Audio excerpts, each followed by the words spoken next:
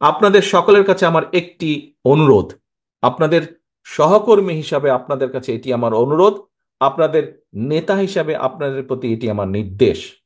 আজকের পর থেকে দয়া করে আমার নাম যখন কেউ বলবেন, কেউ দেশ নায়ক, রাষ্ট্রনায়ক, এই কথাগুলো দয়া করে কেউ ব্যবহার করবেন না আমার নামের সাথে। আমার নামের সাথে আজকের পর থেকে কেউ দেশ নায়ক, রাষ্ট্রনায়ক কথাটি ব্যবহার করবেন না। একজন সহকর্মী হিসাবে আপনাদের কাছে এটি আমার একান্ত অনুরোধ, আপনাদের নেতা হিসাবে এটি আমার আপনাদের প্রতি নির্দেশ। আমাদের প্রায় 20 কোটি মানুষ বলেছি আমি।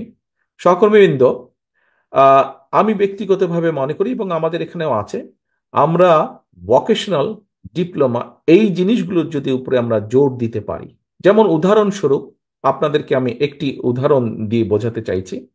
ঢাকা শহরে যদি আমাদের প্রায় 5 লক্ষের মতন রিক্সা চালক থাকে, আমরা যদি এই রিক্সা চালক যারা আছেন এনাদেরকে যদি আমরা একটি রেজিস্ট্রির মধ্যে নিয়ে আসতে পারি, লিস্টের মধ্যে নিয়ে আসতে পারি, তারপরে আমরা আমাদের একটি চিন্তার মধ্যে আছে যে পৃথিবীর বিভিন্ন দেশে যেখানে মানুষ যায়, আমরা আমাদের এম্বাসিগুলোকে দায়িত্ব দিব যে তারা একটা অ্যাসেস করবে, তারা একটা রিপোর্ট তৈরি করবে যে পৃথিবীর কোন কোন দেশে কি কি ধরনের শ্রমিক যেতে পারে আগামী 5 বছর বা 7 বছর, কোন কোন শ্রমিকের সম্ভাবনা আছে, কোন কোন সেক্টরে শ্রমিকের সম্ভাবনা আছে, স্কিল সেমি স্কিল এভাবে ভাগ করে।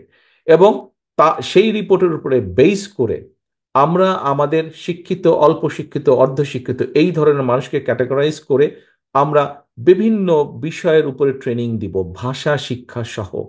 ভাষা শিক্ষা সহ আমরা ট্রেনিং দেব, যাতে করে পরবর্তীতে এই মানুষগুলো খুব সহজেই বিভিন্ন দেশে কাজের সংস্থান করে নিতে সক্ষম হন। এরকম আরো বিষয় কিছুগুলো চিন্তা আছে। আপনারা সকাল থেকে এখানে আছেন, অনেকক্ষণ হয়ে গেছে, প্রায় 8-9 ঘন্টা হয়ে গেছে আপনারা এখানে আছেন, সেই জন্য আর লম্বা করবো না, মাগরিবের টাইম হয়ে গিয়েছে, পার হয়ে যাচ্ছে মাগরিবের টাইম। নেতৃবৃন্দ, বিষয় একটাই,